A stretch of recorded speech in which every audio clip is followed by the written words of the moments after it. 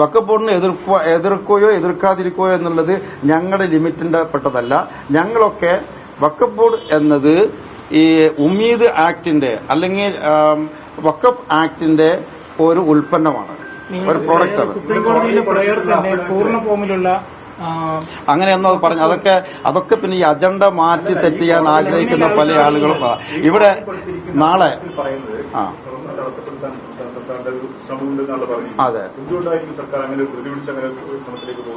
ആ താല്പര്യം എന്താണെന്നുള്ളത് നിങ്ങൾ ഒരു ഇൻവെസ്റ്റിഗേറ്റീവ് ജേർണലിസ്റ്റ് ആളുകളായതുകൊണ്ട് നിങ്ങൾ ആലോചിച്ചോളൂ എന്താണ് ഓരോ താല്പര്യം എന്നുള്ളത്. മുനമ്പം വിഷയം തുടങ്ങിയതിനു ശേഷമുള്ള വിഷയം ഉണ്ടായത്. മുനമ്പത്തിന്റെ കാര്യത്തിൽ നമ്മൾ സർക്കാരിനോട് പറഞ്ഞിരുന്നു, അതൊരു സ്റ്റാറ്റ്യൂട്ടറി ബാധ്യതയാണ് ഞങ്ങൾ നിർവഹിച്ചിട്ടുള്ളത്. അത് വഖഫ് സ്വത്താണെന്നുള്ളത് ആധാരത്തിൽ 2-3 സ്ഥലത്ത് പറഞ്ഞിട്ടുണ്ട്. കോടതികളും അത് അംഗീകരിച്ചിട്ടുള്ളതാണ്. പിന്നെ അത് ഉമ്മീദ് പോർട്ടലിൽ കയറ്റാതിരിക്കാൻ കഴിയില്ലോ. അത് അപ്ലോഡ് ചെയ്തത് നിയമപരമായ ബാധ്യത നിർവഹിച്ചതാണ്. അതാണ് വിദ്വേഷമാണെങ്കിൽ അതാണ്. അതിനെ അല്ലാതെ വേറൊരു വിദ്വേഷം കാണുന്നില്ലല്ലോ. വഖഫ് ബോർഡിനെ എതിർക്കുകയോ എതിർക്കാതിരിക്കുകയോ എന്നുള്ളത് ഞങ്ങളുടെ ലിമിറ്റിന്റെ പെട്ടതല്ല. ഞങ്ങളൊക്കെ വഖഫ് ബോർഡ് എന്നത് ഈ ഉമ്മീദ് ആക്ടിന്റെ അല്ലെങ്കിൽ വഖഫ് ആക്ടിന്റെ ഒരു ഉൽപ്പന്നമാണ്, ഒരു പ്രോഡക്റ്റാണ്. സുപ്രീംകോടതിയിലെ പ്രയർ തന്നെ പൂർണ്ണ ഫോമിലുള്ള അങ്ങനെയൊന്നും അത് പറഞ്ഞു. അതൊക്കെ പിന്നെ ഈ അജണ്ട മാറ്റി സെറ്റ് ചെയ്യാൻ ആഗ്രഹിക്കുന്ന പല ആളുകളും ഇവിടെ നാളെ അല്ല അതിന്റെ ശേഷം പറയുന്നത് നിങ്ങൾ അതിന്റെ 2 വരികൾ താഴേക്ക് വായിക്കൂ. അല്ല അതിന്റെ 2 വരികൾ താഴേക്ക് അല്ല അതിന്റെ 2 വരി അല്ല.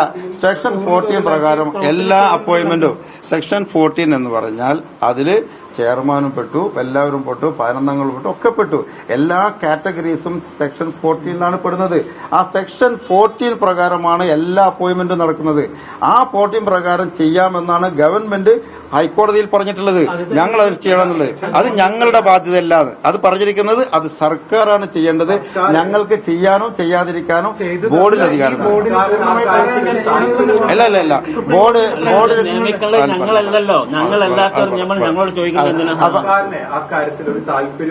അല്ല അതൊന്നും നമ്മൾ നോക്കേണ്ട കാര്യമില്ല. ഞങ്ങൾ അതിലേക്ക് ഇപ്പൊ കിടക്കുന്നില്ല. നാളെ ഹൈക്കോടതിയിൽ ഇതിന്റെ കാര്യം ഇതിന്റെ വിസ്താരം വരുന്ന സമയമാണ്. അതുകൊണ്ട് അതിന്റെ കോടതിക്ക് പുറത്തൊരു വിസ്താരം ഇപ്പൊ നടക്കേണ്ട.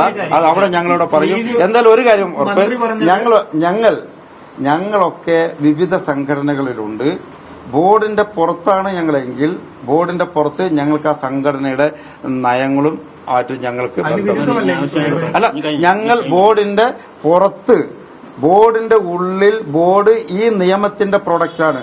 അതുകൊണ്ട് ഈ നിയമത്തിന്റെ പ്രോഡക്റ്റായ ഈ നിയമത്തിന്റെ ഉൽപ്പന്നമായ ബോർഡിന് ആ നിയമത്തെ കാര്യം മാത്രമേ സംസാരിക്കാൻ കഴിയുള്ളൂ.